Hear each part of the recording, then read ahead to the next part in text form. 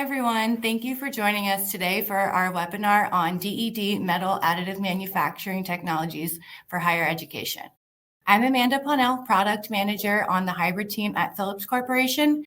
Today, I'll be hosting two guests, instructor Kelly DeAngelis of Northeast Alabama Community College and Dr. Mohammed Shafee from the University of Arizona. We'll get started with some background information on Phillips Corporation and our hybrid division. Then I'll introduce you to our guests that will share more on their experiences working with DED additive technologies in the educational environment. At the end, we'll have plenty of time for questions, so please put those in the chat as we go through today. So, who is Phillips Corporation? We are additive manufacturing and machining experts growing competencies around the world. We represent a robust combination of both subtractive and additive solutions, applications expertise, and services that are well suited to meet the growing range of present and future manufacturing application requirements. Our community is a unique blend of high performance, passionate, and curious individuals and teams. For more than 60 years, the federal government, private sector, and education leaders have trusted the experts at Phillips Corporation to solve their greatest manufacturing challenges. We've had a 30-year global relationship with Haas Automation that has produced over 30,000 installed machines. Looking more at the hybrid team, we got started in 2019 when the Autodesk team in the UK contacted Haas with interest in developing a DED hybrid system to further advance their software. Haas then connected Philips Federal and Autodesk teams to kick off the development of the project. So Philips began to investigate various potential additive manufacturing technologies to assess them for their capability. And we realized together with Autodesk that we wanted to steer away from the WAM process and focus on DED. The Philips team in India discovered Meltio and their laser wire DED-based printing process. This was when we really got our momentum going and signed an agreement with the Meltio USA dealer at the time. Hybrid Division's General Manager, Brian Crisipona, shown in the left on the photo here, spent the next year on and off developing the process for fully integrating the Meltio technology onto the Haas CNC machines. The integration of the first machine was completed in Las Vegas at Meltio USA's former headquarters there. Then in 2021, the machine was shipped as the first Philips additive hybrid order and installed at the Autodesk facility in the UK. Currently, the hybrid team sells and supports two DED products that utilize Meltio's laser wire technology. These are the Meltio M450 and the Philips Additive Hybrid. The M450 pictured on the left here is a standalone 3D printer, which is made by Meltio at their factory in Spain. It's a 3-axis machine with a fixed deposition head in the printing chamber. The hybrid machine shown on the right integrates Meltio's additive DED technology onto the Haas Machining Center. Both the M450 and the hybrid use the same deposition head, which was developed by Meltio and considered to be the core of their technology. And this deposition head is consistent across both platforms. Today, our guests each operate one of these machines, so you'll be able to hear more from them and their experiences utilizing the system so far. First, we will be talking about the hybrid machine with Dr. Mohammed Shafee, Assistant Professor of Systems and Industrial Engineering at the University of Arizona. Mohammed is also the director of the Cyber Physical Manufacturing Systems Lab. His research program focuses broadly on studying smart and advanced manufacturing systems and is particularly interested in advanced sensing, high-density metrology, and data analytics for manufacturing process modeling, monitoring, diagnosis, quality control, manufacturing cybersecurity, and manufacturing in space and remote environments. His research has been supported by NASA, the U.S. Army Engineer Research and Development Center, and Arizona's Technology and Research Initiative Fund for Innovative Technologies.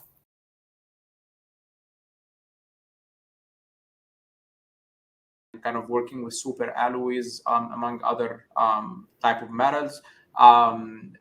our focus for the past several years has been on laser powder bed fusion technologies. We've acquired a few laser powder bed fusion systems.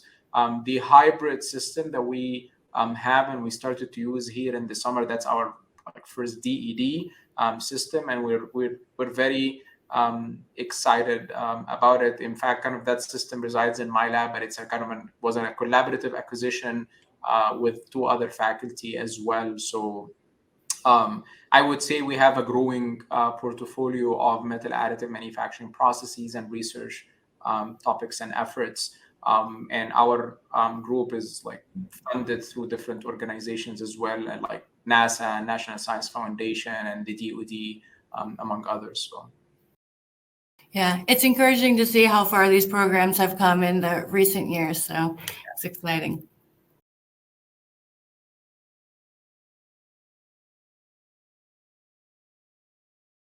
Before joining the University of Arizona, I did my PhD at Virginia Tech, where I had my research back then focused primarily on machining. But I wanted to get into additive manufacturing in my own research portfolio, knowing it kind of presents like part of the future of manufacturing. So the idea of having a hybrid system was always on my mind, as it brings kind of like the past and the future for me together. And there are a lot of research opportunities that can emerge from this combination. So it was always on my mind. I wasn't necessarily sure at the time when kind of I was thinking about that, what type of machine do I get? At one point I was thinking of like maybe like a separate systems, like for like a CNC mill maybe, and some type of metal additive manufacturing process. And here where I got introduced to the mill tube, like through some LinkedIn post about the M450 actually. So I attended a webinar about it. I liked it, and I was kind of like just asking a few questions about it. And then I was informed by them about the hybrid option and Phillips. And then I got connected to Phillips, and the idea of hybrid that I always had, and the way that Phillips handled like the whole experience, both were very encouraging to me to pursue that as an option. And here we are. We have it downstairs, and we're working on it. In fact, like we were just running some parts on it yesterday, and I got some pictures from one of my students. So yeah. Great, that's awesome.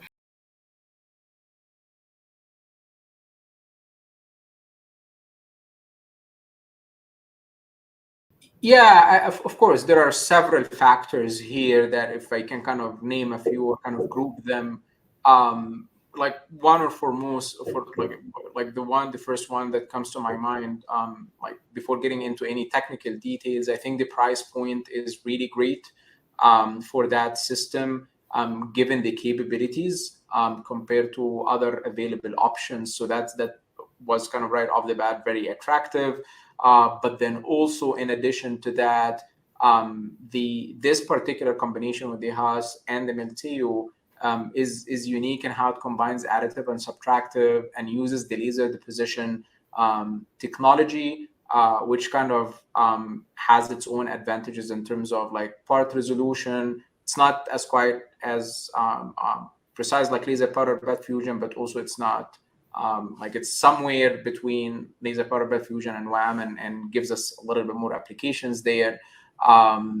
Also, the idea that the Milteo head that we have allows us to actually have printing with dual wires and powder, and we have a hot wire option, was kind of really, as a researcher, I like more knobs and more options to explore and build with. It opens the horizon. It makes it, yes, challenging in terms of you have a much larger design space, but also it enables a lot of capabilities, and that's now up to us to do the right research to learn how to use all of this together in the most optimal way, and that's what I want to do in my research. So that combination was quite unique compared to anything that I've seen in the market. I like to actually call it the hybrid because the additive side itself, as I said, like allows you the two wire that you can have hybrid materials here, And then you add the powder, so like you can have three materials, and that's another layer of hybrid. And then you have the subtractive with it, and even the hybrid of like cold wire and hot wire. So I guess like can be hybrid, hybrid, hybrid, hybrid. So hybrid to the power of four. Yeah. So that certainly was attractive. Of course, you can get just one of these options. So there's the capability there, but kind of we went on and got all the bells and whistles with it. And then now for the applications that we are looking into, of course, we're with these different types of like two wires and powder, like kind of multi-material structure. That's something that we're interested in. Repair processes, and so many other capabilities. I can go on and on with that.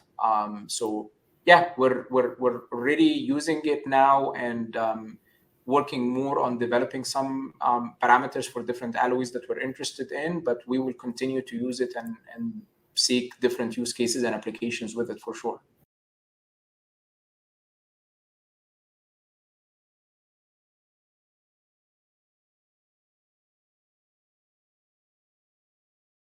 All right, so there are a lot of exciting and not so exciting stories about that. So I would say one thing, just like let's start with the high point. I mean, generally it's all good. Like we have the machine up and running, so that what really matters. But installing the machine itself and getting it up and running, once we had the right infrastructure, that was mostly smooth. Working with Phillips to get everything put together and up and running. There were only a few like issues here and there, which is expected with such a big project and integration of two systems and all of that. But the Phillips team was fantastic, and things worked out well, and we continue to work with them and get support whenever we need it. However, I would just say, and I don't want kind of to be kind of saying that as a negative thing. It's kind of more for the people in universities who would be interested in that technology, that just getting the right infrastructure, getting the utilities, getting the right approvals, depending on the kind of risk assessment, kind of safety office that you have. Like just right off the bat, the machine has laser. I had to get a lot of I had to get approvals for that. Securing like compressed air in the lab, securing the right type of electricity, all that, like making sure, because we'll have uses argon gas, making sure that we have the right oxygen sensor in the lab and all of that. So there was a lot of checkpoints that we had to meet, and we've met them. It just took some time and a lot of effort that we had to go through. Like just for me, just kind of sharing with those in the education out there, one of the most interesting and challenging aspect was my lab is in 100 years old building, so there was a big question around whether the flooring can support it or not, and that kind of started a whole journey in terms of assessing the structural integrity of the building and making sure that it can support the house and all of that. But again, we went through that and it just worked fine and all is good. So I'm just glad that the machine is here up and running. Yeah, so are we. And I know it can be challenging working through some of those things, especially with, the university. So it was nice to be able to kind of work with you and move through those challenges so that we could get you guys up and running. Yeah, the one thing that I just must say, like running through each and every one of those challenges kind of triggered an email or a phone call to the Phillips team asking, like, okay, like what is the like level of argon gas that we will be using, and like how much is that, and all, like, because I get a lot of questions from the university, and then I basically have to channel those to Phillips, and I've always got timely responses. And for some of the problems, they like Phillips suggested the solutions, like I have a narrow door, and how do I get the machine through that? And then they came up with the idea, okay, we can like ship the machine to the rigger, disassemble it there, and reassemble it inside. So there was always a solution for any problem. It's just kind of you had to work through a lot of those, but with the support that I had from Phillips, we finally got it here, and everything's fine. So awesome.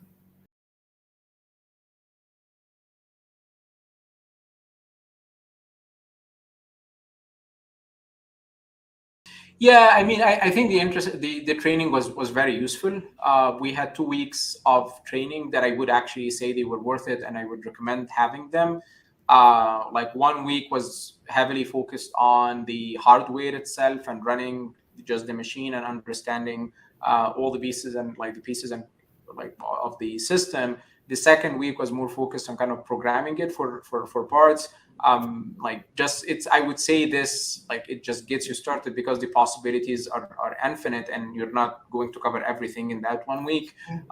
But was really useful to get kind of to cover the basis in that.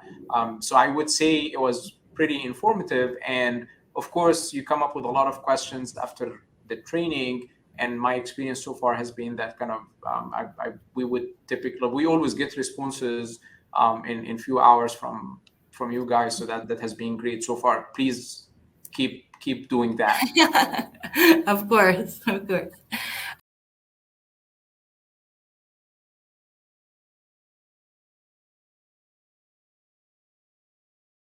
Yeah, so that's an interesting question. It really depends on the type of student. So because I run a research program here, so PhD students, I have them with me like for 4 or 5 years.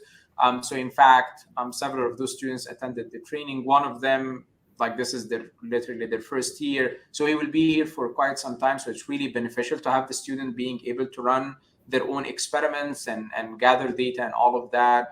So that would be the type of student that I have them trained and running the machine. I'm also working right now with a senior design team for their like senior year project, where they have a particular problem that they want to pursue and solve, and kind of more related to a repair problem. And now that PhD student is collaborating with them to help them learn a little bit about programming the machine, and so they can maybe program it, but he helps with running the parts and all of that. So this is kind of the setup that we have here. Maybe moving forward into the future, like we're starting heavy on the research side, but we have plans to integrate this into our curriculum and courses. And at that point, we would probably design modules where we allow the kind of the students and undergrads to get some hands-on experience with the machine itself, and yeah, get that kind of exposure. Yeah, awesome. That's great. Cool. Well, thank you, Mohammed, for sharing more about your experience with us so far. We're going to transition into talking with Kelly about the M450. Kelly DeAngelis, Advanced Design and Manufacturing Instructor at Northeast Alabama Community College. Kelly has been in education since 2009 and teaching at NACC since 2013. Prior to that, she worked in the field of architecture for 10 years and has a Bachelor of Architecture degree from Auburn University, as well as an MBA from Faulkner University. The focus of the courses she teaches include 2D drafting, 3D solid modeling, rapid prototyping, precision measurement, and reverse engineering. NACC has recently installed the M450 on their campus, and Kelly will share more about her experience with that. So Kelly, thank you for joining us today. And I'm going to ask you the same thing. Could you just start off by giving us more background on yourself at NACC and the Advanced Design and Manufacturing program there? Sure. Our college is situated in the northeast corner of Alabama, and we serve approximately 3,500 students each year. And our training covers general education, academic transfers, workforce development, and fine arts and basic adult ed. The advanced manufacturing program was recently developed as an expansion of what was our drafting program, so that we could offer more training options. So we cover drafting, we cover quality control and inspection. We've included some CAD/CAM programming, manufacturing design, production technician, some systems manufacturing as well. So we've brought the additive into our lab as an effort to have that opportunity for our students to have exposure and training on the latest technology and software in the field. So that's kind of the goal there, is to have a full, well-rounded training option, so that no matter which area of manufacturing our students end up in, they do have a good background and fundamentals of various different areas. We currently have a new building under construction. It's going to be a 50,000 square foot workforce center. So my program will be moving to that building. There we plan to establish a student-run makerspace of sorts that will be able to serve our other programs on campus, local businesses, and even community services as well. And for about the past year and a half or so, the ADM program has partnered with the machine tool technology program here on campus. And we've tried to develop a more integrated curriculum so that our students can see a full product cycle from the concept design. We do some rapid prototyping, and then of course the technical drawings, the CNC programming, the actual machining, and then eventually we're going to end up in the quality control and inspection lab so that we can do first article inspection, and students will have that full cycle. So the gap we had before was my students did all the design work. We would maybe make some prototypes with other filaments and resin printers and other methods. And then our job kind of stopped and we passed it off to the machine tool guys. So what we were looking for with the Meltio was to bring in something that would bridge that gap so that the machine tool students got to experience some of the modeling and slicing and programming that goes in on our side, and some of the drafting and design students were able to follow a design all the way through and actually be part of the production process as well. Well, it's great that you guys are working to integrate the two programs together, because they really do work in tandem.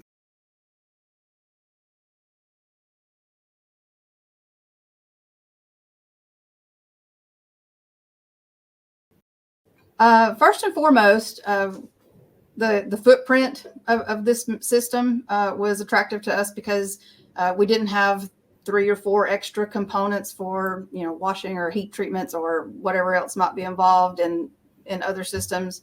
The affordability, the fact that it was wire fed, and we were a little bit more familiar with that. And since it's a new technology in our lab, it was also attractive that the Meltio slicer and the software that accompanies the machine has a lot of extensive pre-built default profiles in there. So maybe unlike Mohammed's experience, this is brand new and we weren't maybe looking for all the buttons and whistles at the moment. So it was very easy. We felt like that, that's going to be a quick startup because there's so many things in there that anybody that's done any kind of slicing, all the customizable options, was overwhelming. So the fact that software could handle that and get us up and running pretty quickly was also a good, was very appealing to us. The open source materials that, we're not limited to a certain material. The affordability of the wire, again, was a good fit for us versus powder or any other system. And we also thought that the concept of the near net geometry lended itself best for the application when we're trying to integrate with the machine tool program. So we want to look at cost effectiveness of tooling and, when does it make sense to 3D print something and when does it not make sense to 3D print something. So we felt like that was also conceptually part of the machine was going to be a good fit for our applications. And then, so when assessing all the different options, some of the key factors that made you go with the M450 over other printers, you mentioned, the logistical benefits and things like that. As far as the workflow for the system, does it help to get students involved at an earlier phase, having the entire workflow very connected and intuitive the way that it goes? Absolutely. That's one of the things with it being a wire-fed system that we were a little bit familiar maybe with that concept.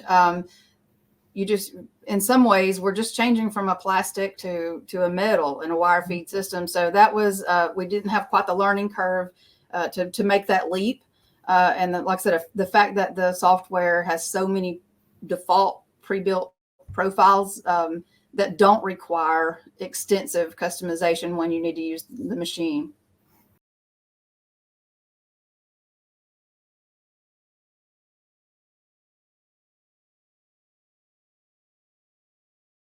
The installed machine does have a small footprint, but it arrives in 3 very large and heavy crates, and a forklift is recommended. And I'm on the 2nd floor of our building, so that was not an option for us. So again, similar to Mohammed, you guys were on a back and forth email chain of what's felt like weeks of how to fix this, and through several solutions or trial and errors, it wouldn't fit through some of the doorways. So eventually we brought it into the lab, one single piece at a time, in separate pieces. And then again, when the installation, when you guys got here to put it in, went above and beyond to get it reassembled once we were inside the space. So that was a puzzle in and of itself. Similar to Mohammed, facilities as far as the power and gas requirements and things like that were just kind of preliminary. Not that they were hard, but it just took some time to get everything into place as it should be. We appreciated the timeliness and the response of all of the assistants in that from the Phillips team. And I was glad to see you're working with the same people all the way through. So you guys were answering the questions on the front end. You guys were the one that showed up to do the install. So you were already, the people that were already here were familiar with our limitations and some of the problems that we were facing, and were ready to fix it when they got here. So on-site installation went very smoothly because of all that, I think. Yeah, no, we're happy to help. We know that, everybody's going to face challenges in different settings.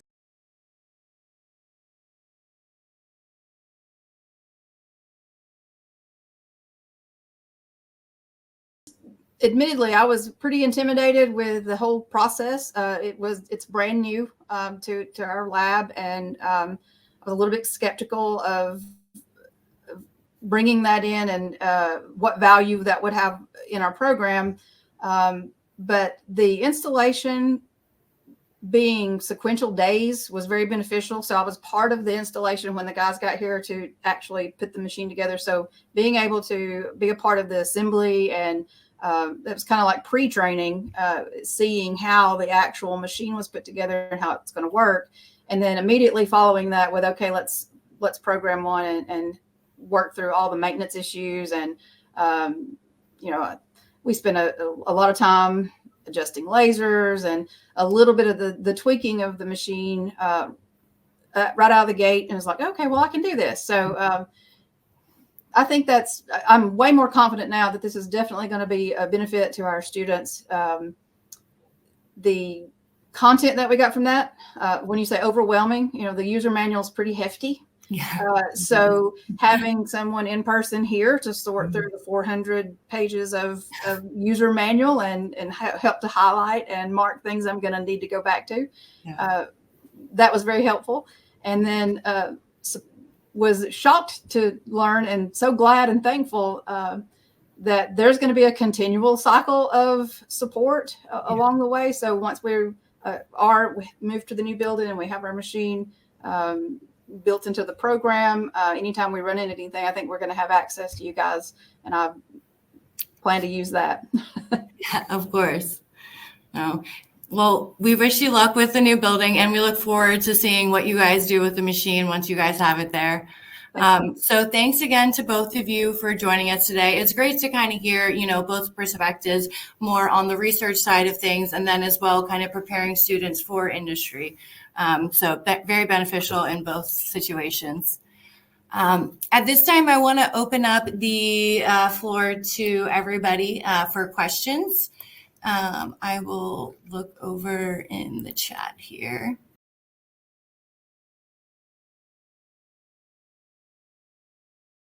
Okay, it looks like we have a few in the chat and few in Q&A. All right, so the first question here is, What are the types of the materials you can use for AM? So for this system, the major restrictions right now are pure aluminum and pure copper. We can do alloys up to about 80%, but mainly stainless steels, tool steels, titanium, Inconel, Invar. There's quite a range of the nickel-based alloys that the machine can process. We like to say if you can find it in wire form, we can likely process it. The machine has 6 individual lasers, 200 watts each, so it's a 1.2 kilowatt total for the system. And the deposition head in the M450 and the hybrid, it's the same across both platforms, so you're going to have the same capabilities there with the laser power.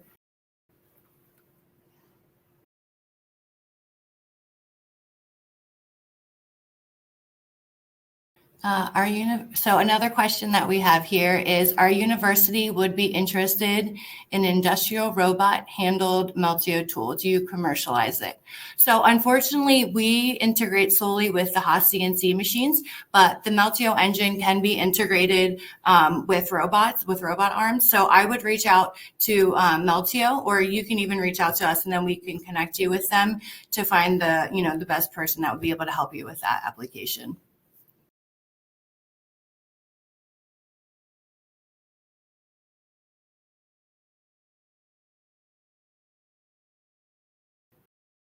Does Phillips work with other HFOs to get the hybrid CNC AM machines? Yes, we do.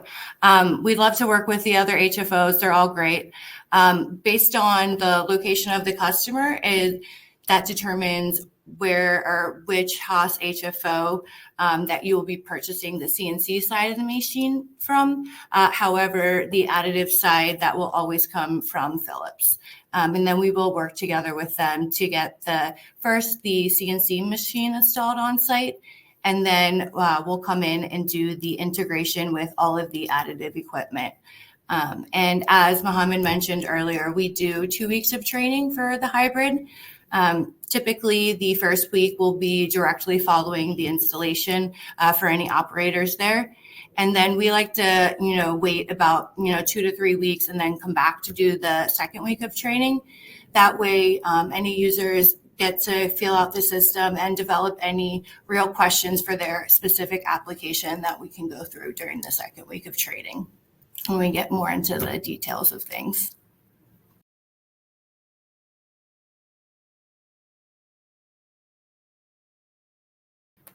Another question here from Brandon Rogers. Can it be added to an existing machine? Yes, absolutely. So we retrofit Haas CNC machines. Everything is done on site.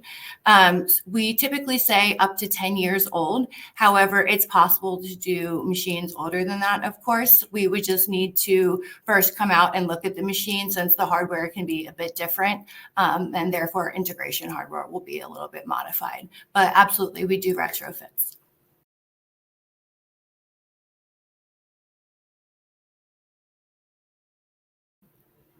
Anybody else?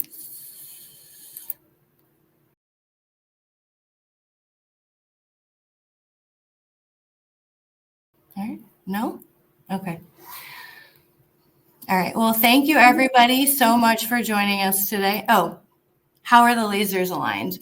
Okay, great question. So as I mentioned, there are 6 individual lasers, and they can be aligned 2 different ways. The first way is with the laser alignment system from Meltio. So this is a camera-based system that you would put into the print bed of the machine, whether it's the M450 or the hybrid. And this will kind of magnify the lasers and direct you to put them into the correct position with an adjustment. And so this allows for much more consistent alignment across users, much more accurate. When we have, several users on a machine, they'll all, it's very subjective. So they'll be looking at it and not everybody sees the same thing. So using the camera can be very helpful. But the second way is to do it manually. And oftentimes during training, we'll go through the process of doing manual laser alignment. And then if the customer doesn't already have the alignment camera, they'll want to purchase one just because it saves so much time.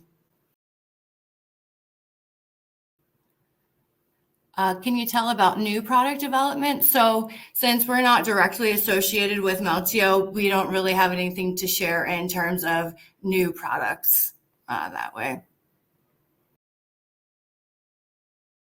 How many? All right, next question I see is how many axes for existing machine? 3 to 5. Yeah, it can be any format machine, 3-axis, 4-axis, 5-axis, 3-axis machine with a trunnion. We've done all different configurations. I don't know if there's something in particular that you already have that you would like to retrofit. If there is, please reach out to us and we can let you know if that particular machine is possible or not. Really, the integration requirements come down to, is there enough space within the chamber of the CNC to fit the deposition head and integrate all the different hardware that's necessary there.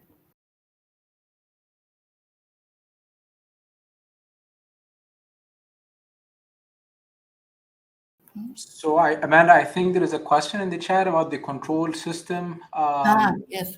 Yeah, what is the control system of the machine? It's PLC based. I probably can take that. So for the Meltio, so basically you have to control the Haas. Like in the case of the M450, it's just standalone control by Meltio that basically will control all the additive manufacturing parameters like the laser power, the wire feed rate, and all of that. And then the movement basically of the table like a CNC machine. With the hybrid, it's basically controlled by the coordination of both. There is a controller that basically controls the laser parameter and the wire movement, which is the Meltio controller. And then you get all of your movements to print using the Haas, and the two controllers talk to each other through relays and M codes and all of that. And that's actually what Phillips does, is to conduct that integration. So both of them work together seamlessly. As a user, ultimately, you're just working with generating G codes and putting that into the Haas, and then the Haas talks to the Meltio. The only thing you need to do in the Meltio is to just specify your additive parameters. Like you put what's your laser power, what's your wire feed rate, and then after that you just run everything from the Haas, and the Haas basically tells the Meltio when to stop and when to feed wire and all of that. Yeah, all communication between the Haas and the Meltio is done through digital I/O relays.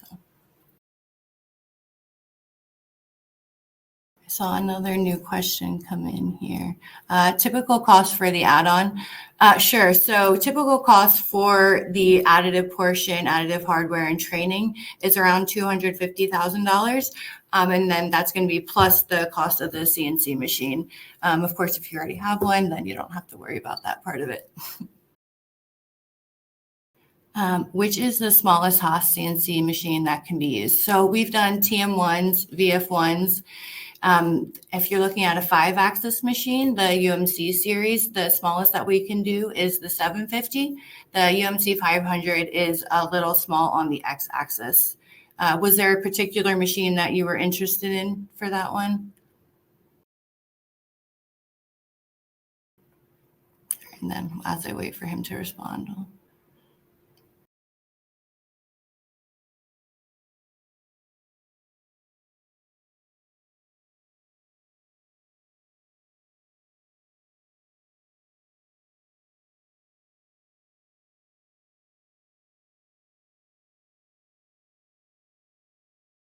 All right, so the last question that I have here is about the power requirements for each machine. So power requirements are similar. Operating range is 200 to 240 volts for both the M450 and the hybrid machine, single or 3-phase. The amps will change a little bit based on either hybrid or M450. So for the M450, it'll be a 50 amp breaker. And then on the hybrid for 3-phase, it'll be a 30 amp, and single phase is a 50 amp. Okay, you have a UMC 500. Yeah, that one's a little bit too small. We get that question a lot, though. That's a popular machine, the UMC 500.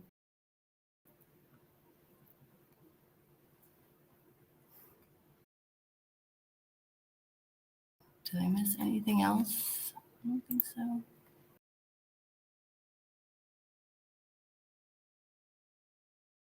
All right.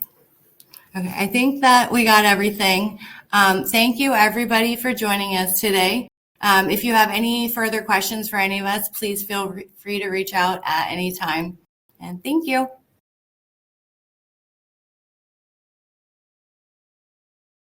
Oh, sorry, one more question. Could you clarify options for VF1? Sorry, I'm not sure what you mean by Haas options or at the Meltio add-on. So Amanda, unfortunately, I will have to drop from the call right now to catch another meeting, but thank you so much for having me. And if anyone on the call is interested in knowing more about the hybrid from myself, you can feel free to reach out to me on my email. If you just Google my name, you can find my web page on the university website, and my email will be there. So thank you so much. Thank you for joining us. Appreciate it. Right. Okay. Bye. Bye-bye. Matt, I see. So your question is specific to add-on options for the Meltio head on the VF1. So it would just be the standard, additive package. It would be the deposition head, the control engine, and then the deposition head is what's mounted onto the casting of the spindle on the CNC machine. So that would just be, the deposition head. There's only the one variation of it, the 1.2 kilowatt laser power. Hopefully that answers the question. All right. I think that's everything. Thank you again, guys.